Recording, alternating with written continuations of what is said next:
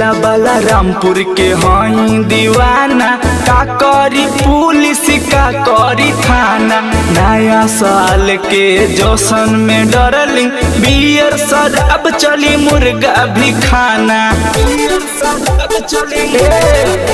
हाँ जिला बलरामपुर के हई दीवाना, का करी पुलिस का करी थाना। नया साल के जश्न में डरलिंग, बियर शराब चली मुर्गा भी खाना। बाजी डीजे तछल की जवानी, नचबू फुदक फुदक ये रानी। बाजी डीजे तछल की जवानी, नचबू फुदक फुदक ये रानी। तबीर पूरा लाई के मुरहा लाई, न मारी है कार से लाभ कराई।